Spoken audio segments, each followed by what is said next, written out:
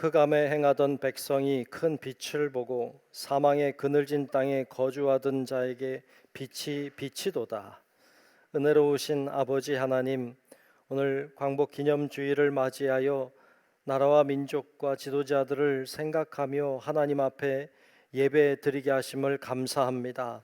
하나님이 우리를 자유케 하시고 해방시켜 주셨음에 감사하고 우리의 죄로부터도 자유케 하신 주님께 감사드리오니 하나님 우리의 감사를 받으시며 우리의 예배를 받아 주시옵소서.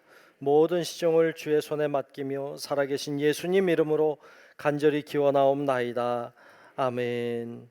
사도신경으로 우리의 신앙을 고백합니다. 전능하사 천지를 만드신 하나님 아버지를 내가 믿사오며 그 외아들 우리 주 예수 그리스도를 믿사오니 이는 성령으로 잉태하사 동정녀 마리아에게 나시고 본디오 빌라도에게 고난을 받으사 십자가에 못 박혀 죽으시고 장사한 지 사흘 만에 죽은 자 가운데서 다시 살아나시며 하늘에 오르사 전능하신 하나님 우편에 앉아 계시다가 주로서 산자와 죽은 자를 심판하러 오시리라. 성령을 믿사오며 거룩한 공예와 성도가 서로 교통하는 것과 죄를 사하여 주시는 것과 몸이 다시 사는 것과 영원히 사는 것을 믿사옵나이다. 아멘. 모두 일어나셔서 찬송가 585장 부르겠습니다.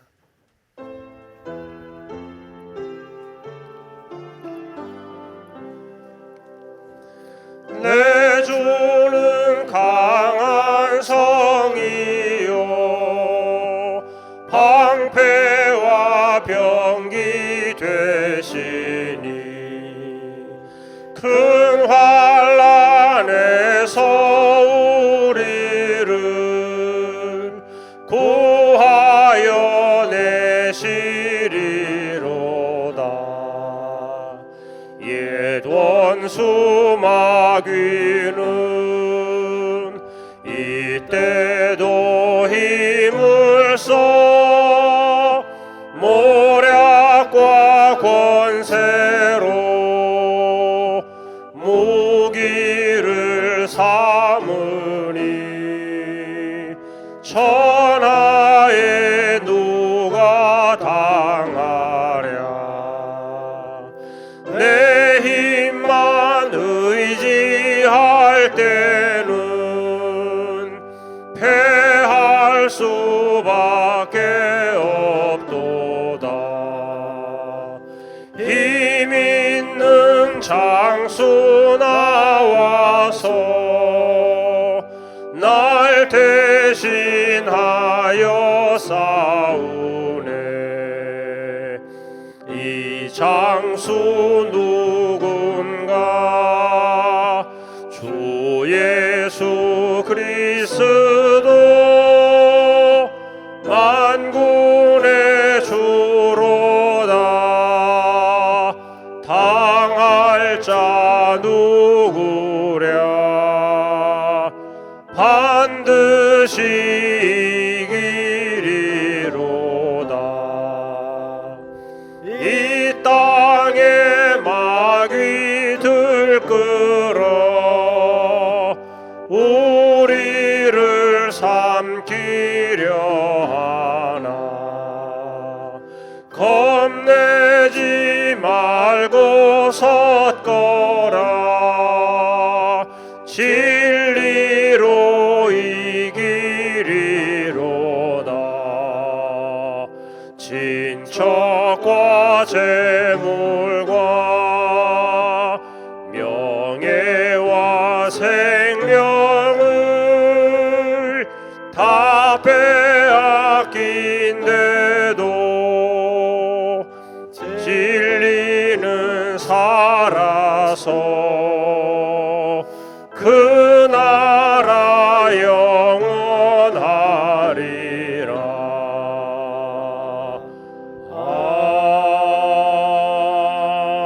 아멘. 교동문 100번 나라사랑 두 번째 말씀 보겠습니다.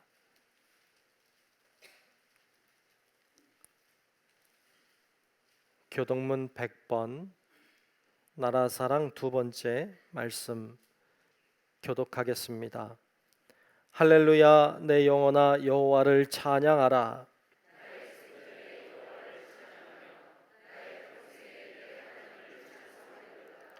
귀인들을 의지하지 말며 도울 힘이 없는 인생도 의지하지 말지니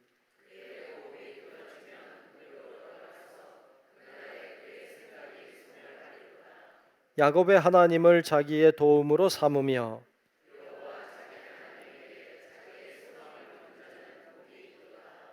여호와는 천지와 바다와 그 중에 만물을 지으시며 영원히 진실함을 지키시며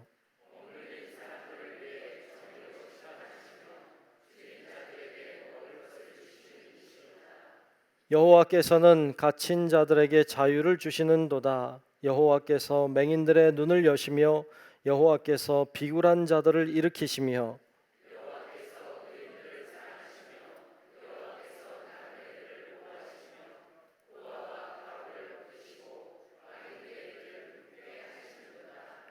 아멘. 성령 3장 부릅니다.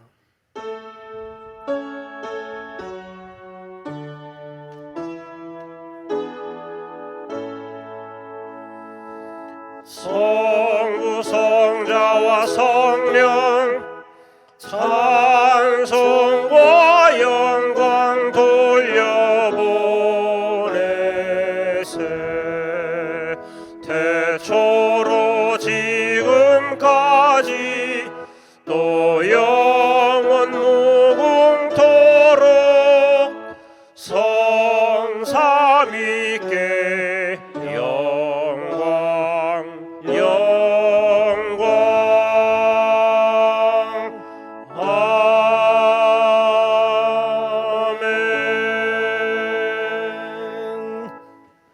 모두 자리에 앉으시겠습니다. 네, 교회 소식을 전하겠습니다. 우리 중부교회에 처음 오신 분들을 주님의 이름으로 환영합니다. 등록을 원하시는 분은 안내위원에게 잘 말씀해 주셔서 등록하여 함께 신앙생활 하시기 바랍니다. 8월 주제는 훈련하는 달 이렇게 정했습니다. 영적인 훈련도 잘하는 기회 되시면 좋겠습니다. 함께 예배하시는 앞뒤자고 계신 분들과 인사하겠습니다. 훈련합시다. 인사합시다. 훈련합시다. 네, 훈련합시다. 네, 고맙습니다. 예배 준비입니다. 주변을 잘 정리하시고 핸드폰 진동 모드로 무음으로 잘 변경해 주셔서 핸드폰이 예배 중에 울리지 않게 해주시면 감사하겠습니다. 광복 기념주일, 오늘은 광복 기념주일로 지킵니다. 나라와 또 지도자들을 생각하고 위하여 기도하는 기회도 되시면 좋겠습니다. 기획위원회 오늘 오후 2시에 담임 목사실에서 가지겠습니다. 기획위원들은 잘 기억하셨다가 모여주시면 좋겠습니다. 청년의 수련회가 8월 24일부터 26일까지 다음 주일 지나 목금토 있습니다. 헤비타트 사랑의 집 짓기 운동합니다. 우리 청년들 위해서도 기도해 주시고 보내주시고 또 잘 다녀오도록 많이 협력해 주시기 바랍니다. 중부교회 전교인 체육대회가 9월 10일 날 예정이 되어 있습니다. 잘 준비 중에 있습니다.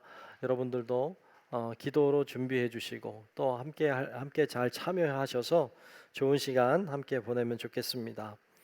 중부교회 홈페이지가 좀 업그레이드가 됐습니다. 그래서 알려드리니까 뭐 컴퓨터로 가시거나 여러분 핸드폰으로도 다 들어가실 수 있는데 그것을 통해서도 교회가 잘 알려지도록 여러분 그렇게 잘 사용하시면 좋겠습니다. 성남지방 평신도 임원교육이 8월 20날 다음 주일에 오후 2시부터 성남 제1교회에서 있을 계획입니다.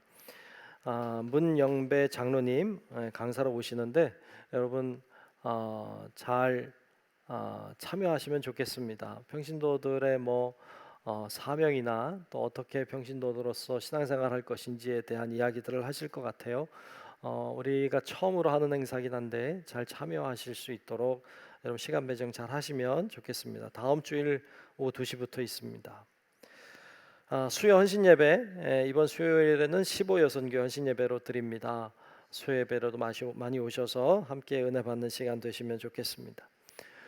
그 외에도 소망장학회에서 장학생 추천을 받습니다. 오늘부터 2주 동안 받습니다. 여러분 기억하시고 잘 추천해 주시기 바랍니다. 그리고 우리 중고등부 수련회를 잘 다녀왔습니다. 어떻게 지냈는지 궁금하신 분들을 위해서 영상을 하나 준비했어요. 우리 영상 잘 본 다음에는 지난번처럼 박수 잘 해주실 거죠? 격려의 박수 잘 해주시면 좋겠습니다. 격려해 주시는 박수 끝나면 우리 김대준 장로님 나오셔서 대표로 기도하시겠습니다. 높이 계신 주님께 우리 여기 모인 이유 우리만 모아 주님을 높이는 것 높이 계신 주님께 우리 여기 모인 이유 우리만 모아 주님을 높이는 것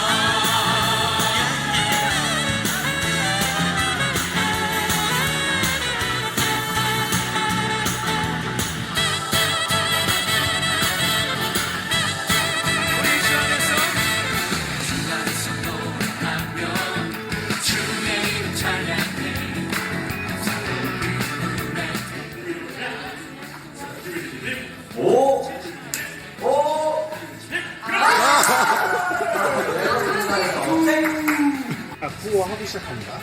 내려라! 원주발판! 하나, 둘, 셋! 하나, 둘,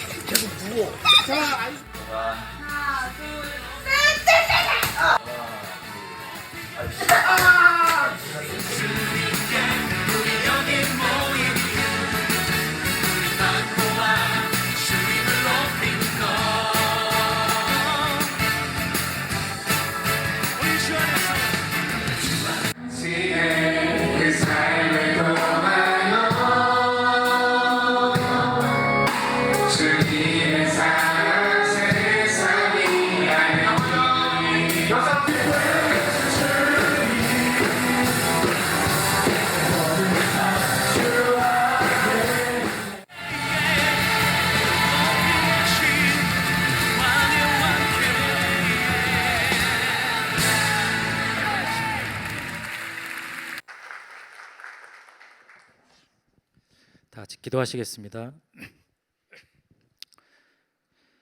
참 좋으신 하나님, 지난 한 주간도 우리의 삶을 위협하는 위험으로부터 안전하게 보호하여 주시고 은혜 받는 자리에 나와 예배드리게 하시니 감사드립니다. 혹여 무더위와 태풍 등 일상의 위험으로부터 어려움을 겪는 성도들이 있다면 위로하여 주시고 그 심령을 회복시켜 주옵소서. 또한 우리의 연약한 믿음으로 하나님을 신뢰하지 못해 주님의 마음을 아프게 한 일이 있다면 회개하오니 용서하여 주옵소서. 하나님과 이웃 사랑하는 일에 외면하지 않게 하시고 크리스찬으로서 본이 되는 은혜를 베풀어 주옵소서. 대한민국을 사랑하는 하나님, 유구한 역사 속에서 이 민족을 살려주시고 전쟁과 가난으로부터 벗어나 경제 대국으로 성장하게 하신 놀라운 은혜에 감사드립니다. 세계를 리딩하고 어려운 나라들을 도와주고 무엇보다도 모든 민족과 열방들을 향해 하나님의 복음을 전하는 대한민국이 되게 하심을 감사드립니다. 오늘은 특별히 광복절 78주년을 맞이하는 기념 예배를 드립니다. 잃어버린 나라를 되찾기 위해 수많은 선조들의 희생과 헌신이 있었음을 기억합니다. 우리나라 말과 글을 지키기 위해, 교회를 지키기 위해, 신앙을 지키기 위해 목숨을 바친 믿음의 선배들을 기억합니다. 그들의 헌신과 희생을 깊이 간직하며 다시는 아픈 역사가 반복되지 않게 하시고 세계 모든 나라들에게 선한 영향력을 미치는 나라 되게 하여 주옵소서. 이를 위해 믿는 우리들이 더욱 기도하길 원합니다. 주님의 은혜가 강같이 흘러 이 민족이 복음으로 하나 되는 축복을 내려주시길 간절히 소망합니다. 은혜의 주님, 지난 50여 년 동안 주께서 명하신 길을 흔들림 없이 달려온 중부교회를 사랑합니다. 때론 환난과 어려운 일들이, 사단의 시험이 강할 때마다 눈물 뿌려 기도할 때 언제나 앞서가며 인도하시고 어려움을 넉넉히 이기게 하신 그 큰 사랑을 고백합니다. 무슨 일을 만나도 예수께서 인도하시는 대로 나아가 하나님이 기뻐하시는 교회가 되게 하시니 참으로 은혜입니다. 다음 세대에도 우리의 믿음이 흘러가길 원합니다. 반석 위에 굳건히 세워지는 교회가 되길 원합니다. 참 아름다운 교회, 성도들이 되게 하시고 우리의 기도가 성교지 위에, 지교회 위에 우리의 이웃들에게 은혜가 되게 하셔서 하나님 나라가 이 땅에 실현되는 역사가 일어나게 하여 주시옵소서. 길이요 진리요 생명이신 하나님, 이 시간 생명의 말씀을 선포하실 담임 목사님에게 성령 충만함을 더입혀 주옵소서. 영육간의 강건함으로 이 시대가 원하는 주의 목자가 되기 부족함이 없게 하시고 이 나라와 민족을 위해 큰 사명을 감당하는 위대한 목사님으로 부름받게 하여 주옵소서. 전하시는 말씀을 통해 우리 모두 은혜 받아 예수를 구주로 삼고 우리의 시선을 하나님께 맞추는 성령 충만한 시간 되게 하여 주옵소서. 세상 풍파에 담대히 맞설 수 있는 힘을 얻어 하나님의 기쁨이 되는 성도님들 다 되게 하여 주옵소서. 나 같은 죄인 살리신 주님, 그 은혜에 놀랍고 감사하여 예배를 위해 수고하고 헌신하는 주의 자녀들을 기억하여 주옵소서. 오직 주님의 영광을 위해 겸손함으로 섬기게 하시고 모두가 합력하여 신령과 진정으로 이 예배를 드리오니 주님 영광 받으옵소서. 찬양으로 영광 돌리는 호산나 성가들을 축복하여 주시고 늘 주님을 찬양하는 일에 앞장서는 은혜도 허락하여 주옵소서. 8월 훈련하는 달을 통해 영육간의 강건함을 주시옵소서. 준비하고 계획하는 모든 사역과 행사 위에도 주님이 인도하여 주시고 이 모든 일들이 하나님께 영광이 되고 우리에게는 큰 은혜의 시간이 되길 간절히 원하오며 세계를 품고 복음을 전하는 대한민국을 여전히 사랑하시는 예수 그리스도의 이름으로 기도드렸습니다. 아멘.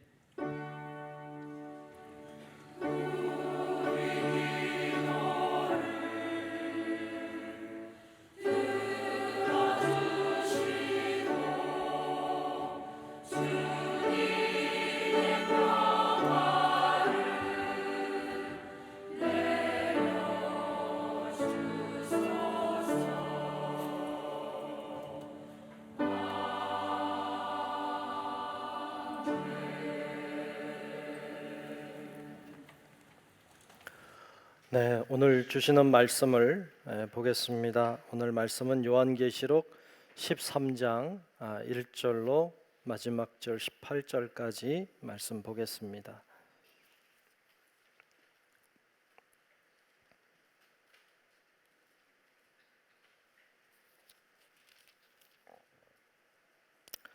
요한계시록 13장 1절로 끝절의 말씀을 보겠습니다.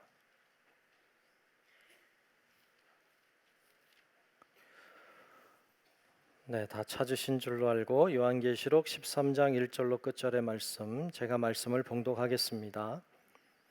내가 보니 바다에서 한 짐승이 나오는데 뿔이 10이요 머리가 7이라. 그 뿔에는 10 왕관이 있고 그 머리들에는 신성모독하는 이름들이 있더라. 내가 본 짐승은 표범과 비슷하고 그 발은 곰의 발 같고 그 입은 사자의 입 같은데 용이 자기의 능력과 보좌와 큰 권세를 그에게 주었더라. 그의 머리 하나가 상하여 죽게 된 것 같더니 그 죽게 되었던 상처가 나음에 온 땅이 놀랍게 여겨 짐승을 따르고 용이 짐승에게 권세를 주므로 용에게 경배하며 짐승에게 경배하여 이르되 누가 이 짐승과 같으냐 누가 능히 이와 더불어 싸우리요 하더라. 또 짐승이 과장되고 신성모독을 말하는 입을 받고 또 42달 동안 일할 권세를 받으니라. 짐승이 입을 벌려 하나님을 향하여 비방하되 그의 이름과 그의 장막 곧 하늘에 사는 자들을 비방하더라. 또 권세를 받아 성도들과 싸워 이기게 되고 각 족속과 백성과 방언과 나라를 다스리는 권세를 받으니 죽임을 당한 어린 양의 생명책에 창세 이후로 이름이 기록되지 못하고 이 땅에 사는 자들은 다 그 짐승에게 경배하리라. 누구든지 귀가 있거든 들을지어다. 사로잡힐 자는 사로잡혀 갈 것이요 칼에 죽을 자는 마땅히 칼에 죽을 것이니 성도들의 인내와 믿음이 여기 있느니라. 내가 봄에 또 다른 짐승이 땅에서 올라오니 어린 양같이 두 뿔이 있고 용처럼 말을 하더라. 그가 먼저 나온 짐승의 모든 권세를 그 앞에서 행하고 땅과 땅에 사는 자들을 처음 짐승에게 경배하게 하니 곧 죽게 되었던 상처가 나은 자니라. 큰 이적을 행하되 심지어 사람들 앞에서 불이 하늘로부터 땅에 내려오게 하고 짐승 앞에서 받은 바 이적을 행함으로 땅에 거하는 자들을 미혹하며 땅에 거하는 자들에게 이르기를 칼에 상하였다가 살아난 짐승을 위하여 우상을 만들라 하더라. 그가 권세를 받아 그 짐승의 우상에게 생기를 주어 그 짐승의 우상으로 말하게 하고 또 짐승의 우상에게 경배하지 아니하는 자는 몇이든지 다 죽이게 하더라. 그가 모든 자 곧 작은 자나 큰 자나 부자나 가난한 자나 자유인이나 종들에게 그 오른손에나 이마에 표를 받게 하고 누구든지 이 표를 가진 자 외에는 매매를 못하게 하니 이 표는 곧 짐승의 이름이나 그 이름의 수라. 지혜가 여기 있으니 총명한 자는 그 짐승의 수를 세어보라. 그것은 사람의 수니 그의 수는 666이니라. 아멘. 네, 호산나 성가대의 찬양이 있겠습니다.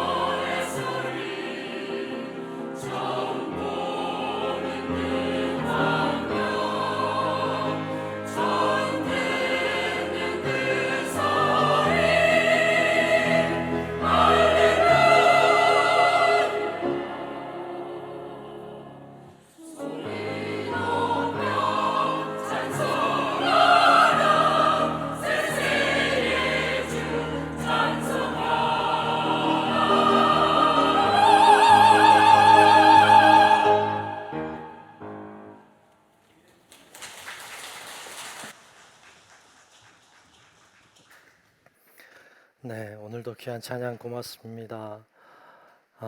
오늘도 우리 모두에게 큰 은혜가 임하는 시간 되시기를 축복합니다. 오늘은 광복 기념주일입니다. 우리가 일제의 강압에서 해방되어 자유를 찾고 빛을 보게 된 날을 기념하는 주일입니다. 나라의 소중함을 알고 또 나라를 이끄는 지도자들의 영향력이 중요하다는 것도 알고 그리고 하나님께 모든 것을 맡기고 감사하는 좋은 기회가 될 수 있기를 주의 이름으로 축복합니다. 광복 기념 주일이니까 다른 본문으로 말씀을 전할까 하다가 그냥 요한계시록 13장 말씀을 이어서 보는 것으로 했습니다. 왜냐하면 요한계시록을 통틀어서 나라에 대하여 그리고 나라의 지도자들의 중요함에 대하여 말하고 있는 본문은 13장이 제일 적합할 것 같습니다. 오늘 말씀은 나라에 대한 이야기도 또 지도자에 관한 이야기도 함께 하고 있어요. 그래서 오늘 13장 나눌 때 요한계시록에서 말하고 싶은 의미도 우리가 배워야 되지만 또 나라와 또 지도자들의 중요함도 깨닫는 시간이 될 수 있기를 주님의 이름으로 축복합니다. 앞장인 요한계시록 12장, 오늘 13장 봤어요. 12장 말씀을 잠깐 살핍시다. 12장에 보면 여인과 용의 이야기가 나왔어요. 기억하시면 아멘. 아이고 3분의 1은 모르시는가 보다. 기억나면 아멘. 여인과 용의 이야기가 나왔어요. 여인은 예수 그리스도를 주로 고백하는 믿음의 공동체인 교회를 가리킨다고 했어요. 그리고 용은 악한 사탄 마귀를 가리킨다고 했습니다. 이 용이 이 여인을 해산할 때가 되어서 여인을 기다리죠. 아이를 낳으면 잡아먹으려고 했죠. 그런데 못 잡아먹었어요. 그리고 이 여인을 괴롭히려고 했죠. 근데 여인이 광야로 도망가죠. 하나님이 그를 보호하셔서 용이 이 여인을 해치지 못해요. 하늘에서 미가엘 천사장과 전쟁을 했죠. 졌어요. 용은 되는 일이 하나도 없어요. 다 실패했어요. 화가 잔뜩 났습니다. 씩씩거리고 그리고 바다 모래 위에 서 있습니다. 이게 12장이었어요. 12장은 화가 난 용이 바다 모래 위에 서 있는 장면, 그리고 여인의 후손들, 우리들이죠. 우리들을 해치려고 씩씩거리고 있는 모습까지를 우리가 12장에서 봤습니다. 오늘 13장 넘어오면 이 화가 난 용이 자기를 대신하여 싸울 만한 존재들을 끌어내기 시작합니다. 그 끌어낸 첫 번째 존재가 짐승이었습니다. 희한하게 생긴 짐승이 바다로부터 올라옵니다. 어떻게 생겼을까요? 이 첫 번째 짐승의 모습을 한번 봅시다. 오늘 본문 1절과 2절에 이 짐승이 어떻게 생겼는지 나오고 있어요. 봅시다. 내가 보니 바다에서 한 짐승이 나오는데 뿔이 10이요 머리가 7이라. 그 뿔에는 10 왕관이 있고 그 머리들에는 신성모독하는 이름들이 있더라. 내가 본 짐승은 표범과 비슷하고 그 발은 고매발 같고 그 입은 사자의 입 같은데 용이 자기의 능력과 보좌와 큰 권세를 그에게 주었더라 그랬어요. 용이 악마죠. 사탄이 이 짐승에게 자신의 권세와 능력을 주었다는 거예요. 어떻게 생겼어요? 머리가 7개예요. 뿔이 10개예요. 뿔마다 왕관을 쓰고 있어요. 마치 뭐 같아요? 왕 같아요. 하나님 같아요. 근데 하나님이에요? 아니에요? 아니에요. 뿔이 10개예요. 12개가 아니에요. 언뜻 보면 12개인 것 같아. 그게 악한 사탄이죠. 마치 하나님처럼 보여요. 마치 대단해 보여요. 그런 모습으로 등장하고 있습니다. 그런데 이 사탄, 이 짐승이 어떤 모양을 가지고 있느냐?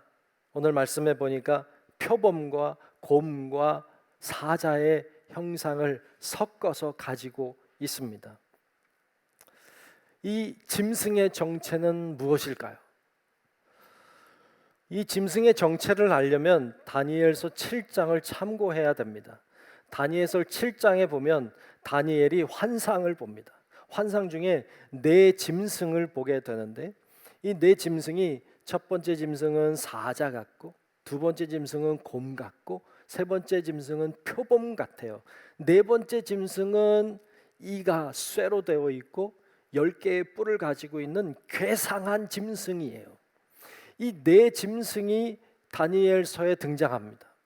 근데 이 네 짐승은 누구를 가리키느냐? 이 네 짐승은 특별한 민족들을 가리킵니다. 그 당시에 이스라엘 민족, 유대 민족을 괴롭히고 힘들게 했던 민족들을 가리키는데 그 민족들은 바벨론을 비롯해서 메대와 바사, 즉 페르시아죠. 그리고 알렉산더 대왕이 이끄는 헬라를 가리킵니다. 그러니까 이 바벨론, 메대, 바사, 헬라 이 민족들이 짐승의 형상으로 다가옵니다. 그런데 오늘 본문의 계시록에 보면 이 다니엘서에 나와 있는 이 네 짐승들을 합쳐놓은 모습의 짐승이 등장합니다. 이 네 짐승을 다 합쳐놓을 만큼의 강력한 힘을 가지고 있는 그 어떤 민족도 그만큼의 힘과 권세를 가져본 적이 없는 막강한 권력과 능력을 가지고 있는 특정한 어떤 민족이 등장하고 있는 것을 보여줘요. 이 짐승은 무엇을 가리킬까요? 이 짐승은 로마를 가리킵니다. 이 짐승은 로마입니다. 그러면 왜 이 로마가 짐승같이 느껴질까요? 이 로마는 그리스도인들을 죽이고 그들을 해치는데 앞장섰던 민족이었습니다. 그리스도인의 입장에서 볼 때 그들은 짐승 같았습니다.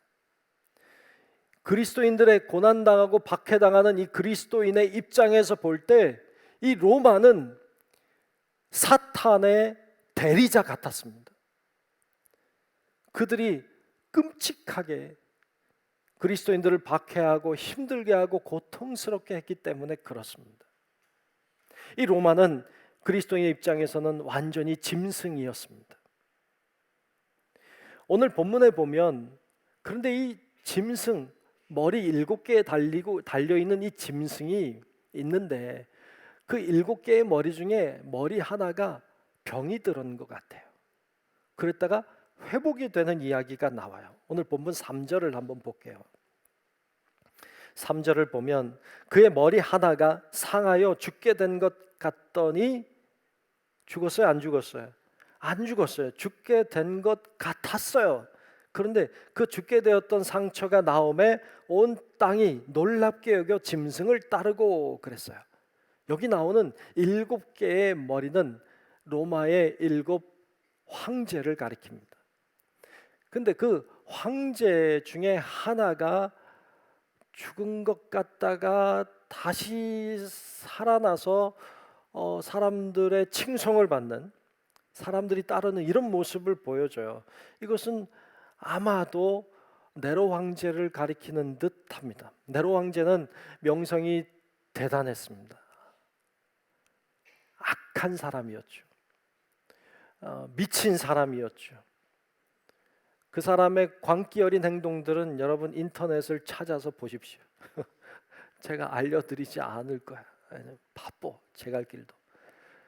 근데 이 네로는 그렇게 광기 어린 행동들을 많이 한 사람이에요. 그리고 그리스도인들을 엄청나게 많이 죽인 사람입니다. 괴물 중에 괴물 같은 사람이죠. 그 네로 황제가 죽었을 때 사람이 죽으면 보통 다 슬퍼하잖아요. 근데 네로 황제가 죽었을 때 주위 사람들이 환호성을 질렀대요.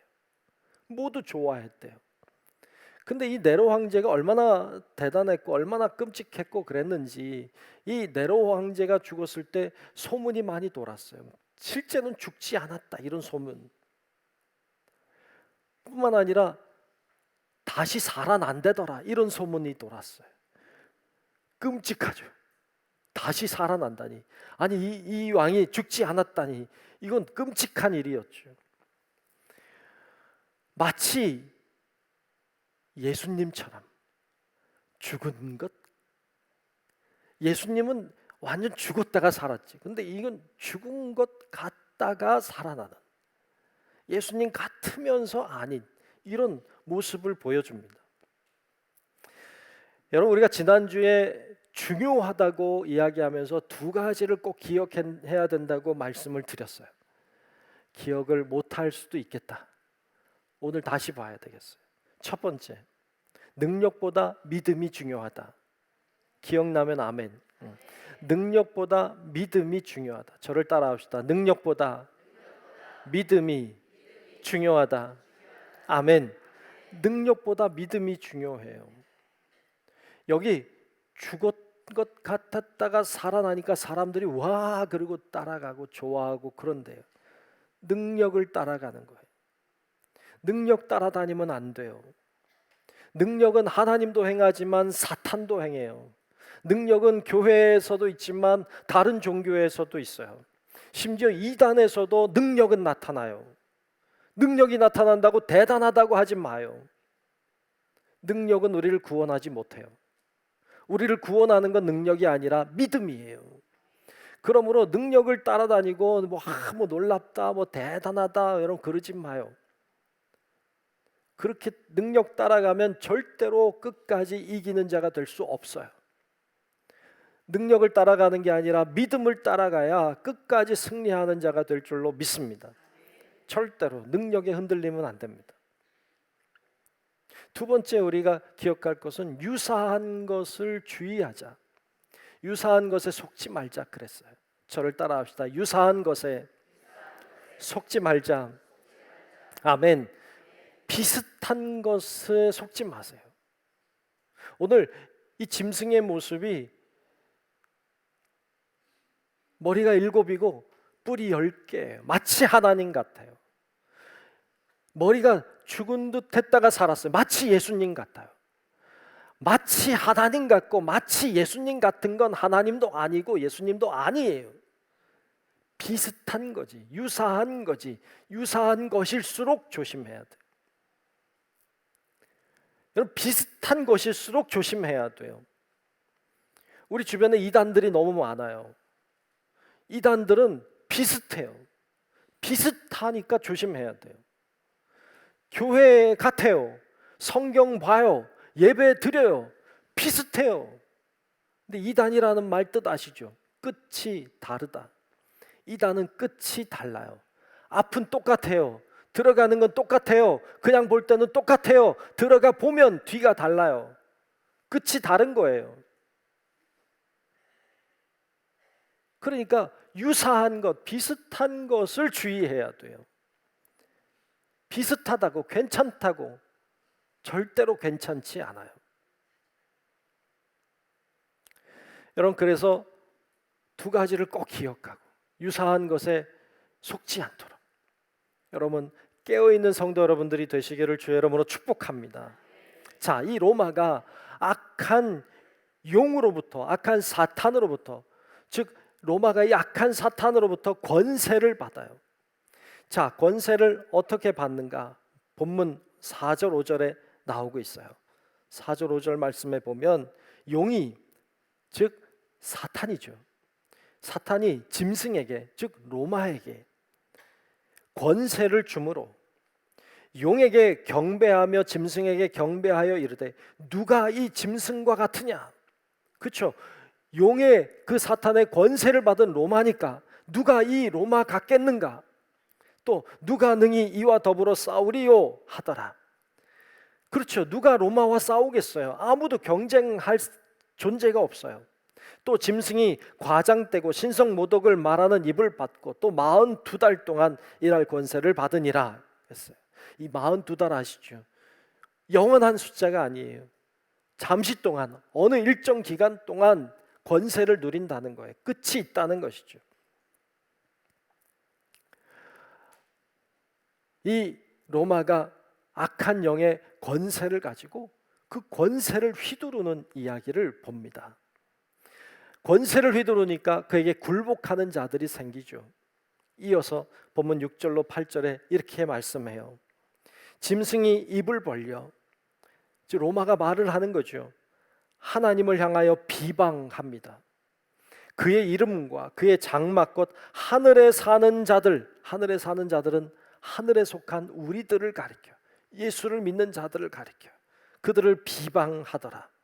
또 권세를 받아 성도들과 싸워 이기게 되고, 그렇죠, 로마가 성도들과 싸워서 이겼죠. 로마는 이겼어요. 그렇게 이기게 되고 각 족속과 백성과 방언과 나라를 다스리는 권세를 받으니 죽임을 당한 어린 양의 생명책에 창세 이후로 이름이 기록되지 못하고 이 땅에 사는 자들은 다 그 짐승에게 경배하더라 그랬어요. 하늘에 속한 자들은 짐승에게 져서 죽임을 당하고, 땅에 속한 자들은 짐승에게 경배하게 되는 이런 모습을 보여줍니다. 여러분, 로마라고 하는 나라는 사실 작은 나라예요. 도시국가죠. 그런데 이 작은 도시국가, 이 작은 로마라고 하는 나라가 힘을 가지게 됩니다. 그리고 영향력을 미치게 돼요. 주변에 있는 국가, 민족들을 통합하고 흡수하기를 시작합니다. 그런데 이 로마가 다른 민족과 나라를 통합하고 흡수하면서 정책을 피는데 그 나라와 민족을 인정해주는 정책을 핍니다. 스스로 할 수 있도록 도와줍니다. 스스로 자립할 수 있도록 도와주고 그들이 평안하게 살 수 있도록 도와줍니다. 팍스 로마나라고 로마의 평화가 다스리게 됩니다.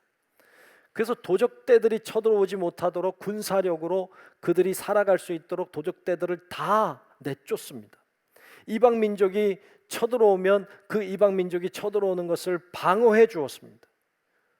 그리고 그들 스스로 종교를 가지고 살게 했고 그들이 스스로 다 해나갈 수 있도록 도와주었습니다. 그러니까 로마에 속해 있는 자들은 행복했습니다. 힘을 가진 것 같습니다. 인정해 주니까 기분도 좋습니다. 로마에 속해 있다는 것에 대한 자부심과 긍지를 가지게 됐습니다. 그러니까 오히려 속해 있지 않은 다른 민족과 나라들이 우리도 로마에 속했으면 좋겠다, 이런 생각을 가질 정도였습니다. 로마는 큰 땅을, 큰 지역을, 그 넓은 지역을 통치하고 다스리게 됐습니다. 그런데 로마에게 걱정거리가 생겼어요. 그것은 너무 넓은 지역을 통치하다 보니까 이것을 하나로 묶어낼 수 있는 힘이 필요했습니다. 이 넓은 지역을, 이 다양한 민족의 사람들을 어떻게 하면 하나로, 하나 로마라고 하는 하나 이슈로 묶어낼 수 있을까를 고민하다가 하나의 장치를 마련했습니다. 그것은 종교였습니다. 종교로 하나로 묶을 수 있다고 생각했습니다. 그 종교로 앞세운 것이 황제를 신으로 만드는 일이었습니다. 황제를 신으로 만들고 그리고 모든 로마인들이 그 황제에게 경배하고 황제를 신으로 모시게 하자. 그러면 우리가 그 황제를 중심으로 해서 로마인들이 하나가 될 수 있다고 믿었습니다. 그때부터 황제는 사람이 아니라 신의 위치에 올라가게 됩니다. 그러면 모든 사람들이 이 소식을 듣고 좋아했을까요?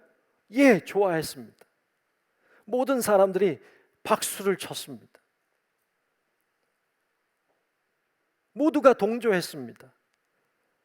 모두가 우리 지역에 황제의 상을 세울 수 있게 해달라. 어느 민족, 어느 지역이든지 황제의 상이 서는 것을 기쁨으로 여겼고 황제의 이름으로 도시를 만들었고 황제의 이름으로 거리를 만드는 것이 기쁨이었습니다. 모두가 좋아했습니다.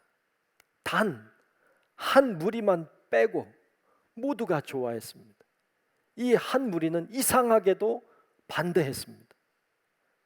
싫어했습니다. 로마 황제를 그렇게 신으로 세우는 걸 반대했던 유일한 존재는 그리스도인들이었습니다. 그리스도인들은 싫었습니다. 그럴 수가 없었습니다. 다른 민족, 다른 사람들은 어떤 신을 섬깁니다. 이 신을 섬기고 저 신을 섬기고 또 다른 신을 섬기고 또 다른 신을 섬기고 여러 신들을 섬겼습니다.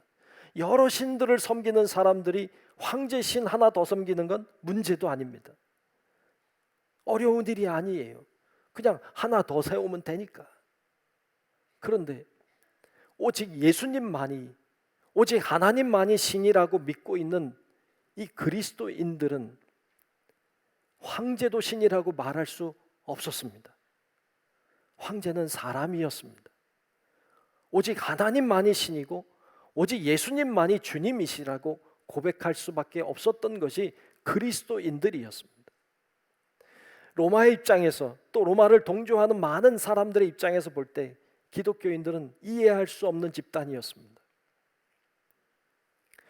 그것을 반대한다는 것은, 그것은 로마를 적대시한다는 정치적인 이유로 받아들였습니다. 그 당시에 로마에 속해 있는 모든 사람들은 1년에 한 번 이상 황제의 신상 앞에 나아가서 고백을 해야 됐습니다. 뭐라고 고백합니까? 로마 황제인 가이사는 주님이시다.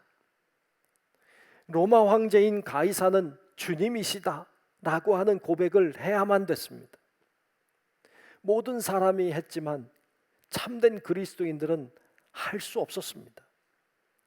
그리스도인들에게는 선택의 기로에 섰습니다.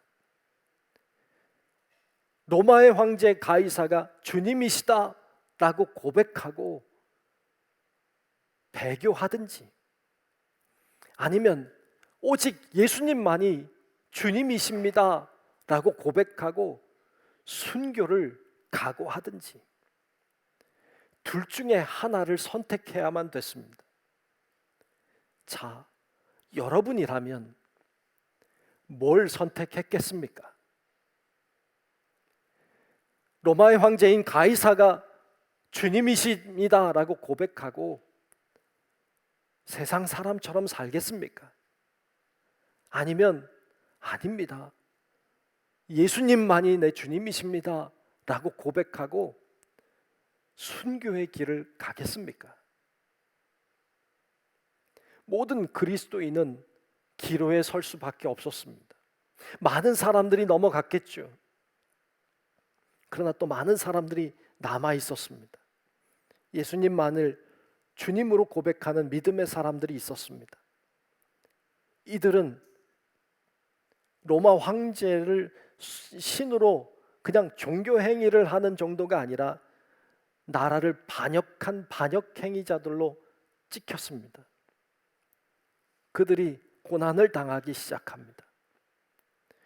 많은 분들이 아시는 것처럼 큰 원형 경기장에 수많은 군중들이 모여 있는 곳에 그리스도인들을 풀어놓고 굶주린 사자들, 굶주린 호랑이들을 풀어놓아서 산채로 뜯어먹기는 것을 많은 사람들이 보고 즐거워했습니다. 예수님처럼 십자가에 매달아 사람들을 피 흘려 죽였습니다. 짐승의 가죽을 뒤집어 씌워서 묶어놓고, 그리고 사냥개를 풀어서 짐승인 줄 알고 물어뜯게 사람들을 그렇게 죽였습니다. 큰 자루 속에 돌을 넣고 사람을 넣어서 티그리스 강에 빠뜨려서 사람들을 죽였습니다. 사람들을 거리에 묶어놓고 꿀을 발라가지고 불을 붙여서 사람들이 가로등처럼 불이 타게 사람들을 그렇게 죽였습니다. 황제 가이사가 주님이 아니고 예수님만이 내 주님이시라고 고백했던 사람들입니다. 그렇게 죽어갔던 수많은 사람들이 있었습니다. 그들에게 필요한 것은 인내와 믿음이었습니다. 오직 인내하고 오직 믿음만 붙잡고 그 길을 걸어갔습니다. 그들에 대한 이야기가 오늘 본문 9절과 10절에 나오고 있습니다. 이 이야기를 무척 하고 싶었던 것 같습니다. 9절 10절을 보겠습니다. 누구든지 귀가 있거든 들을지어다. 사로잡힐 자는 사로잡혀 갈 것이요 칼에 죽을 자는 마땅히 칼에 죽을 것이니 성도들의 인내와 믿음이 여기 있느니라. 다른 성경에는 성도들의 인내와 믿음이 필요하다 이렇게 되어 있습니다.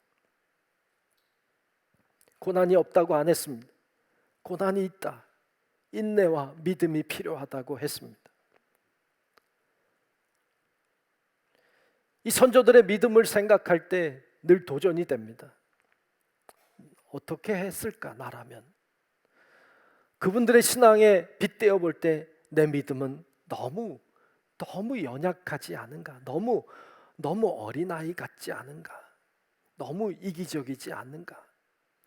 내 신앙도 그들의 신앙에 빗대어 볼 때 나도 신앙인이라고 말할 수 있을까? 이런 생각이 들 때가 있습니다. 여러분들은 어떤지요? 여러분 신앙을 그들로부터 배울 수 있기를 주의 이름으로 축복합니다. 그들은 그렇게 믿음을 지켰습니다. 자, 오늘 본문 11절부터 보면 둘째 짐승이 등장합니다. 둘째 짐승은 어떻게 생겼을까요? 11절을 보겠습니다. 내가 보매 또 다른 짐승이 땅에서 올라오니 어린 양같이 두 뿔이 있고, 예수님 같습니다. 여기까지만 보면 예수님 같은데 용처럼 말을 하더라. 이건 사탄입니다. 예수님의 모습을 가지고 있지만 속은 사탄인 거예요. 이게 짐승이에요. 앞에서 보았지만 비슷한 것, 유사한 것, 속지 않아야 합니다. 괜찮아 보인다고 괜찮지 않습니다. 조심해야 됩니다. 근데 이 두 번째 짐승이 능력도 있습니다. 얼마나 능력이 있는지 12절로 14절에 보면 이렇게 말합니다. 그가 먼저 나온 짐승, 앞에 짐승이죠. 그 짐승의 모든 권세를 그 앞에서 행하고, 그 권세를 행할 뿐만이 아니라 땅과 땅에 사는 자들을 처음 짐승에게 경배하게 하니, 그렇죠? 하늘에 속한 자가 아니라 땅에 속한 자들을 짐승에게 경배하게 하죠. 로마에게 경배하게 하죠. 곧 죽게 되었던 상처가 나은 자니라. 그렇죠? 큰 이적을 행하되 심지어 사람들 앞에서 불이 하늘로부터 땅에 내려오게 하고, 엘리야 같습니다. 불이 떨어지는 권세를 사람들에게 보여줍니다. 왜요? 짐승들 앞에서 받은 바 이적을 행함으로 땅에 거하는 자들을 미혹하며 땅에 거하는 자들에게 이르기를 칼에 상하였다가 살아난 짐승을 위하여 우상을 만들라 하더라 그랬어요. 이게 둘째 짐승의 능력이에요. 하늘에서 불을 내릴 수 있는 능력이 있어요. 첫째 짐승보다 더 큰 능력을 가지고 있어요. 근데 그들의 목적이 뭐예요? 14절에 있는 것처럼 미혹하는 거예요. 사람들을 걸려 넘어지게 하는 거예요. 덫을 놓는 것이죠. 그가 우상을 만들라 합니다. 여기서 우상은 로마의 황제가 우상이 되는 것이죠. 이 두 번째 짐승, 첫 번째 짐승이 로마 제국을 가리킨다면 이 두 번째 짐승은 로마 제국과 황제를 숭배하고 경배하게 만드는 다양한 주변의 세력들을 가리켜요. 이들이 예수 믿는 자들을 박해하고 죽입니다. 본문 15절에 그 이야기가 나오는데 15절을 보면 그가 권세를 받아 그 짐승의 우상에게 생기를 주어 그 짐승의 우상에게 말하게 하고 또 짐승의 우상에게 경배하지 아니하는 자는 몇이든지 다 죽이게 하더라. 경배하지 않는 자는 다 죽였어요. 이것이 둘째 짐승이 하는 일이었습니다. 그리고 또 한 가지 하게 한 게 있는데 16절에 나오고 있죠. 16절을 보겠습니다.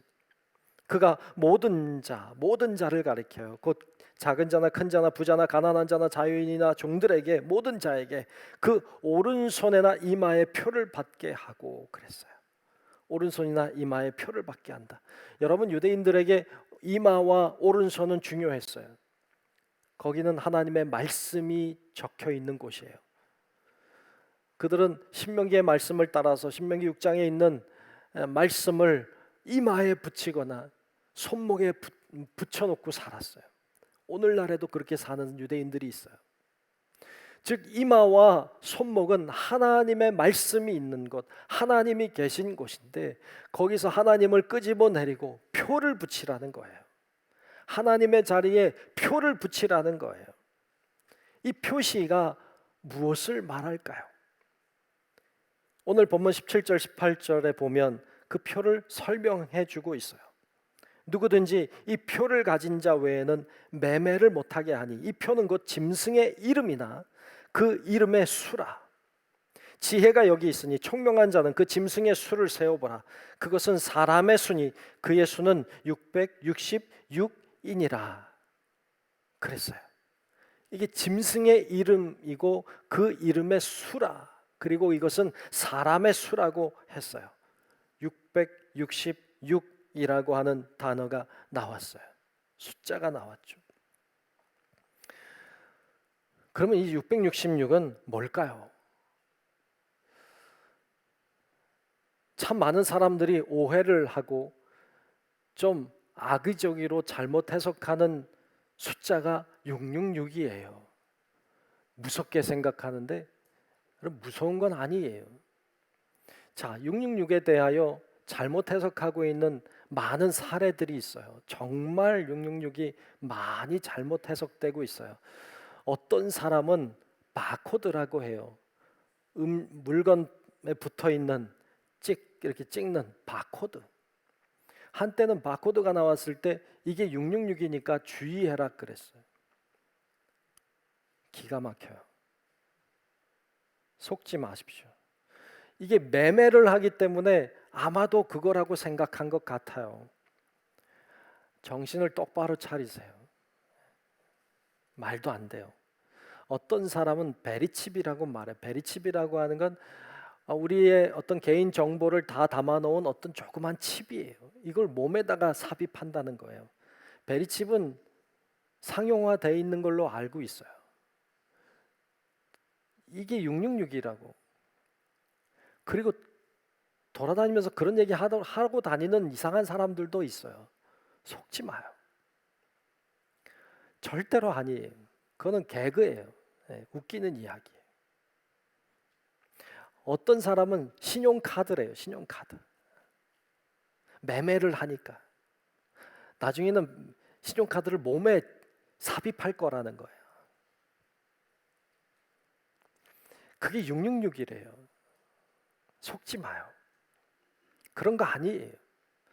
어떤 사람은 666을 다양하게 해석하는데 유럽 연합이 생겼을 때 유럽 연합의 그 대통령격인 수장이 666이다, 적그리스도다. 속지 마요. 말도 안 되는 소리예요. 천주교의 교황이 무슨 666이다, 적그리스도다. 웃기지 마요. 다 속는 거예요. 거짓말이에요. 한때는 2차 세계대전을 일으켰던 히틀러가 666이다. 그래서 숫자 막 깨맞추는 거 있어요. 말도 안 돼요. 그걸로 사람들을 올가맨 적이 참 많아요. 종교개혁을 일으켰던 존 낙스, 마틴 루터 다 666이라는 소리를 들었어요. 아니에요. 다 아니에요. 여러분, 666은 분명한 것은 여러분 요한계시록 말씀은 2000년 뒤에 살고 있는 우리를 향해 쓴 말이 아니에요.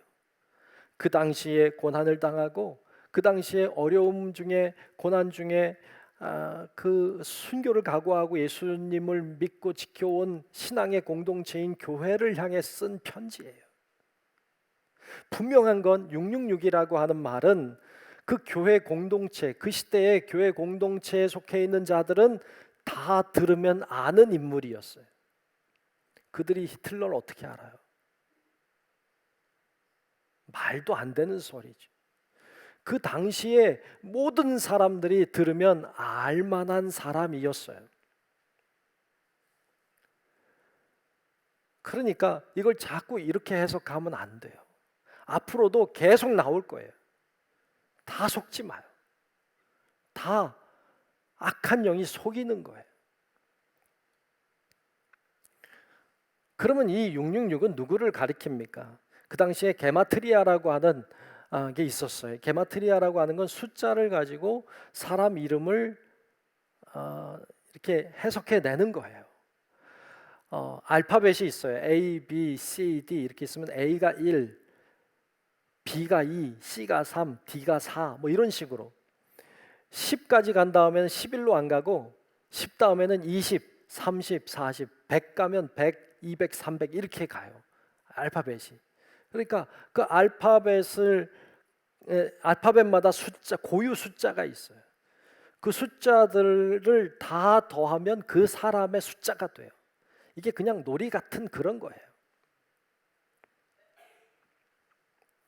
제 이름도 기억이고 이이고 리을이니까 기억이 1이고 만약에 이가 10이고 리을이 뭐 100이다. 뭐 이렇게 숫자가 붙어 있다면 합치면 111이 되겠죠.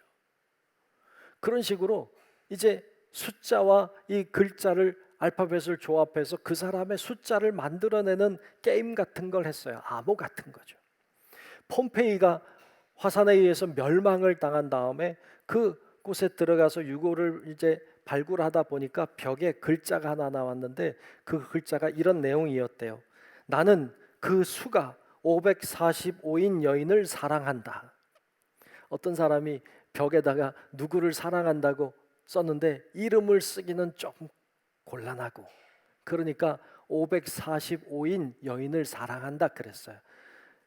쓴 사람은 누군지 알까 모를까? 알지. 다른 사람이 보면 누군지 알아 몰라요? 몰라. 이런 거예요.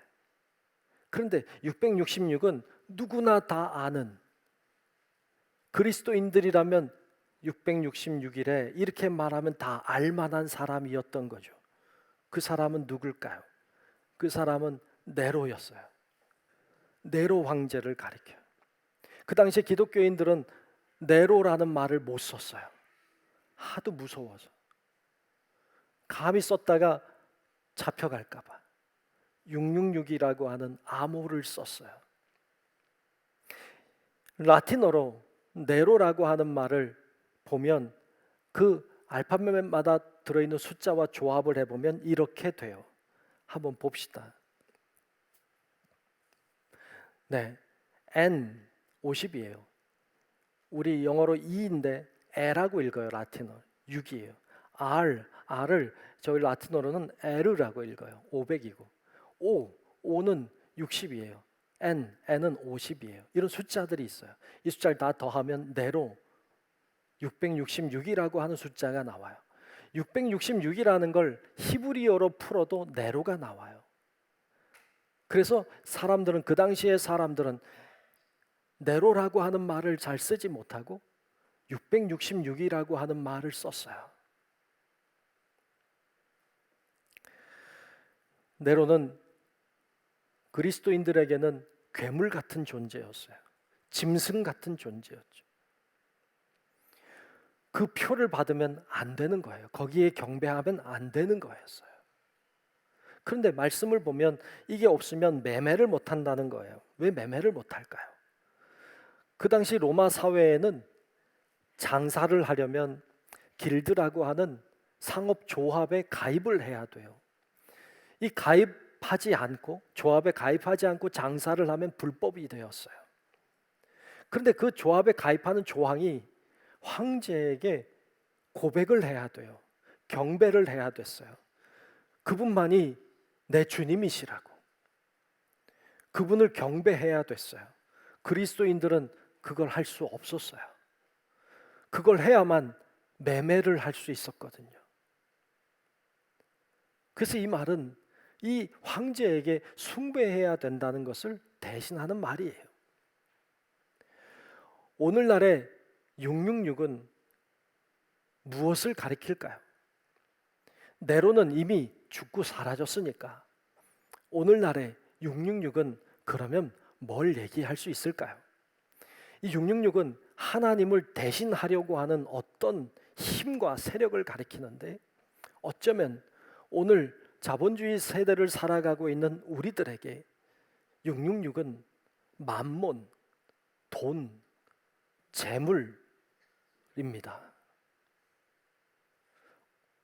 세상의 많은 사람들은 재물 앞에 무릎을 꿇습니다. 어쩌면 교회 다니는 우리들 중에도 재물에 무릎을 꿇습니다. 우리는 기로에 서 있습니다. 내 주인은 누구인가? 많은 사람들이 재물을 666, 재물을 주인이라고 고백하는 것 같습니다. 여러분은 어떻습니까? 이 세상에 살면서도 내 주인은 오직 예수님이라고 고백하며 사십니까? 어떻게 알 수 있을까요? 우리가 누구를 주인 삼고 사는지 어떻게 알 수 있을까요? 내가 누구의 말을 듣는가를 보면 압니다. 내가 누구를 따라가고 있는가를 보면 압니다. 내가 누구 생각을 많이 하고 사는지를 보면 압니다. 내가 누구를 위해 무엇을 사용할 수 있는가를 보면 압니다. 재물을 벌기 위해 하나님을 사용한다면, 그러면 하나님은 도구가 되고 재물은 우상이 됩니다. 하나님을 위하여서 재물을 사용할 수 있다면, 그러면 하나님은 내 주님이 되시고 돈은 사용하는 도구가 되는 것입니다. 여러분들은 어떻게 하고 계십니까? 여러분, 신앙의 선조들은 생명을 걸었습니다. 우리 모두도 정말로 주님을 향한 바른 신앙의 고백을 가지고 이 시대를 살아가는 은혜가 있기를 축복합니다. 오늘 광복 기념주일입니다. 로마라고 하는 나라가 악한 영에 잡히니까 수많은 사람들이 고통을 느꼈습니다. 로마를 지배했던 로마 황제가 스스로 신이 되려고 할 때 수많은 사람들이 고통을 느껴야만 됐습니다. 오늘 우리 이 시대의 나라가 그렇게 악한 영에 붙잡히고 지도자들이 악한 생각에 붙잡힐 때 우리는 고통을 느낄 수밖에 없습니다. 그러므로 사랑하는 마음으로 기도하는 일들, 사랑하는 마음으로 돌보고 바라보는 마음들이 참 필요합니다. 뿐만 아니라 악한 영 666 어떤 그런 것에 붙잡혀 있는 자들이 아니라 오직 예수님만이 주인님이시라고 고백하는, 그 고백뿐만 아니라 그 고백의 삶을 살아내는 그런 진정한 신앙인들이 다 될 수 있기를 주님의 이름으로 축원합니다. 기도하겠습니다. 은혜로우신 아버지 하나님, 고맙습니다. 오늘 말씀을 나눴습니다. 주님의 놀라운 은혜가 우리 가운데 충만하기를 원합니다. 우리 나라가 정말로 하나님을 바라보는 나라 되게 하시고, 우리 지도자들이 하나님을 의지하는 자들이 되게 도와주시고, 세상에 다른 것 의지하는 자들이 아니라 오직 예수님만이 주님이심을 고백하고 그 고백의 믿음으로 삶을 살아내는 우리 모든 성도들 되게 하여 주시옵소서. 예수님 이름으로 간절히 기도하옵나이다. 아멘. 다 같이 찬송 부르겠습니다. 찬송가 582장 부르겠습니다.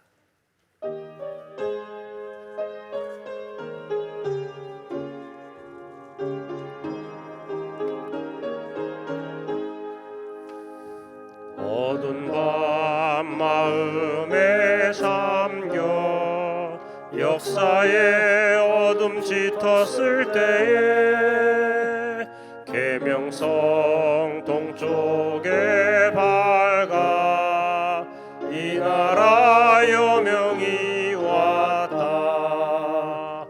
고요한 아침의 나라 빛 속에 새롭다. 이 빛 삶 속에 얽혀 이 땅에 생명탐 놓아간다. 옥토에 뿌리는 깊어 하늘로 줄기 가지 솟을 때 가지 잎 억만을 해요. 열매 만민이 산다. 고요한 아침의 나라 일꾼을 부른다. 하늘 씨앗이 되어 역사의 생명을 이어가리. 맑은 샘 줄기 용솟아 거칠은 땅에 흘러 적실 때 기름진 푸른 벌판이 눈앞에 활짝 트인다. 고요한 아침의 나라 새하늘 새 땅아 길이 꺼지지 않는 인류의 횃불 되어 타거라.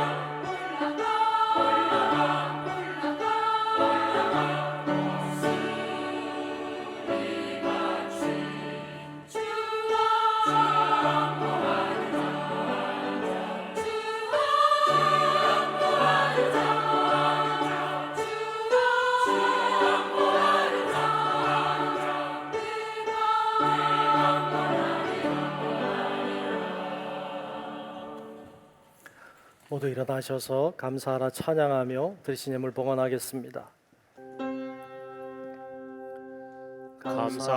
감사하라 내 영혼아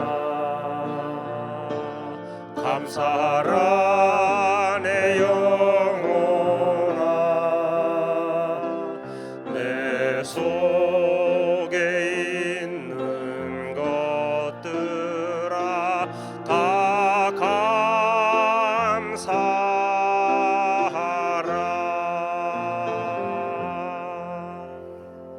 거룩하신 아버지 하나님, 주의 은혜와 사랑 속에 오늘도 주의 전전에 올라와 예배드리고 정성껏 귀한 예물을 드리게 하시니 감사합니다.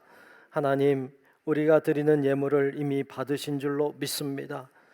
주님의 은혜가 없이는 살아갈 수 없는 저희들인데 하나님 늘 동행하여 주시고 필요한 것들을 공급해 주심에 감사하여 하나님 앞에 귀한 예물을 구별하여 드립니다. 하나님 다 받으시고 축복하여 주옵소서.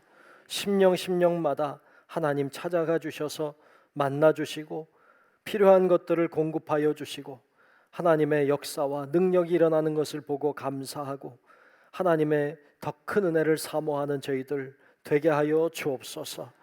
나라와 민족을 사랑하시는 하나님 앞에 오늘도 바라보며 기도합니다. 하나님 임재해 주시고 곁길로 가지 않도록, 하나님 없이 가지 않도록 하나님 붙들어 주시고 하나님이 앞뒤 좌우를 지키사 늘 주님 안에 그리스도의 평강이 지배하도록 하나님 주장하여 주옵소서.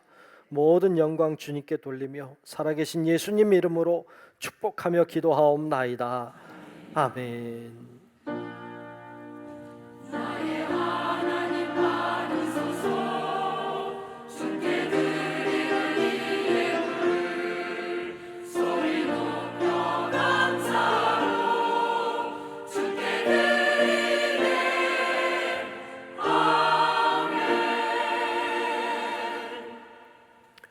오늘은 애국가를 1절만 부르도록 하겠습니다.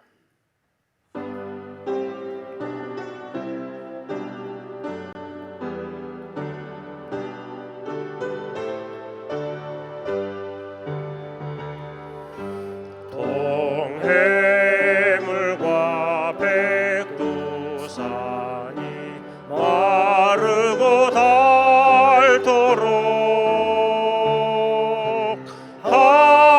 하나님이 보호하사 우리나라 만세 무궁화 삼천리 화려강산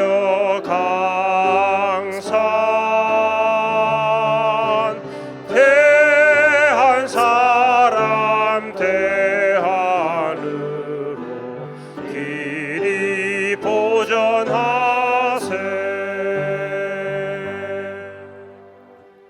지금은 우리의 구세주이신 예수 그리스도의 은혜와 하늘아버지의 놀라운 사랑하심과 성령님의 감화 감동 인도하시는 크신 은총이 이 시간 광복기념주일 맞이하여 이 나라와 민족을 돌아보고 지도자들을 바라보며 하나님 앞에 간구하며 아버지 하나님, 저희들이 이 세상 사는 동안에 세상 다른 것 주님 삼지 않고 오직 예수 그리스도만을 주인으로 삼아 주님을 바라보며 믿음으로 신앙의 길을 끝까지 달려가기를 결단하는 우리 사랑하는 모든 성도들 머리 위에 우리의 가정과 직장과 사업체와 우리 교회와 이 나라 민족과 온 인류 위에 이제로부터 영원토록 함께 하시기를 간절히 축원하옵나이다. 아멘.